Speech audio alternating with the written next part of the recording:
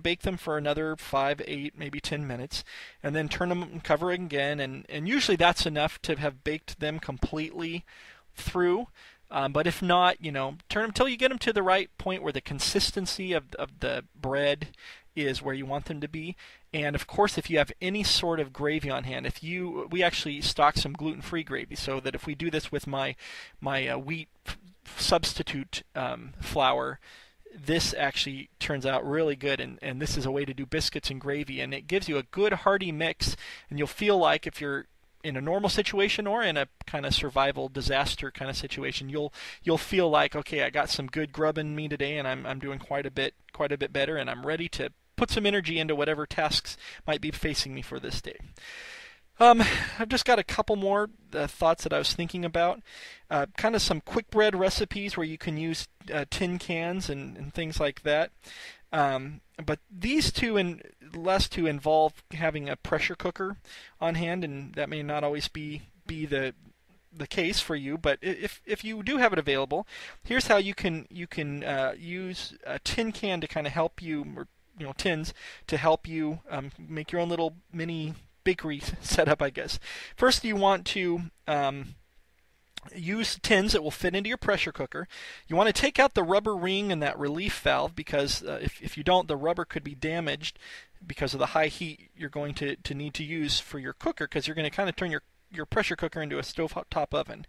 And of course, no warranties expressed or implied or in anything I say. I'm just kind of sharing from experience or studying that I've done on things, what you can do, and I don't want you to damage anything, so you want to be careful with this. But again, we're talking survival situations where you may not have any other options. So anyways, you want tins that will fit inside your pressure cooker. You want to heat your covered cooker over a high flame for about 10 minutes or so, and then fill the tins. You don't even have to grease them, although I think some people do grease them when they do that. But you don't want the tins to be any more than 2/3 full, and then put them back in the cooker on the rack. Now you want to cover it, but you do not need to use the pressure regulator. In fact, you don't want to use the pressure regulator. You want to check after probably about 20 minutes, maybe a little less, just to err on the side of caution. Check to see how close to being done they are. And when you can tell that they're done, you've checked them to see if they're done, you want to allow the breads to cool right in the pans, or rather in the cans. And then all you have to do is remove the can bottoms and just push out the bread, and they'll come right out. So that's one way to use a pressure cooker. Another way is what I would just call pressure cooker bread. You need to, again, start with a cold pressure cooker. The best size this works with would be like a 4-quart size, the kind that are that heavy aluminum. And the reason that aluminum's good is because it spreads the heat more evenly than what iron would do or stainless steel would do. So when you're dealing with stovetop baking like this, you want to be creative, and that's one suggestion that I make. Then go ahead and grease the pressure cooker thoroughly, all through, or wiping a good layer of grease there. And you want to add a couple tablespoons of cornmeal, and then shake the pressure cooker until you've got the cornmeal kind of spread evenly throughout the interior of the pan.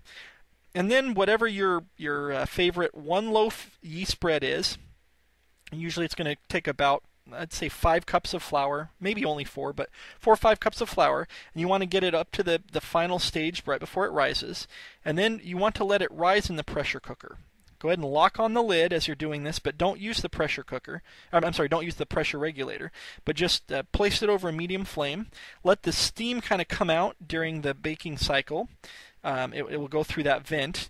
And because you've got different kinds of fuel depending on what you're using, if you have like a little alcohol cook unit, that's going to have a cooler flame, whereas propane is going to be a hotter fire.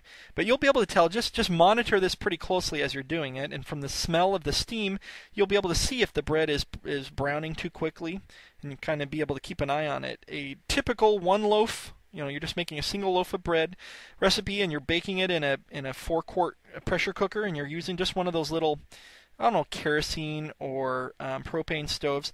It take about 45 minutes, so it'll take a while to do it, but again, it's a simple way to do it if you have the tools available at hand. And then when you're done, to set the bread out on a cutting board, you want the brown side up, of course. The top's not going to color that much, but the sides will be just an awesome. They'll have the cornmeal that you put in after you greased it, and they'll have that kind of on their surface layer. But that will end up being a just really good recipe, very tasty and wholesome, and in most cases, your kids aren't going to know the difference from that or any store-bought bread that you've got from the bakery. So that's kind of an unusual way, maybe a different way of thinking about making bread, but putting bread on the table is a very vital issue to just about any family that's interested in survival and preparedness topics. So I hope that some of these ideas will be useful for you. And you probably, some of you out there listening, are going to be much more knowledgeable about this stuff than I am. So if you have any ideas, go ahead and drop me an email to chipmunksurvivalpodcast@gmail.com, and I'll possibly share those in a later podcast. Thank you so much, and thanks for stopping by. Did I say that to you? And did I mean it for when it kills me as well as when you make me weak in the knees?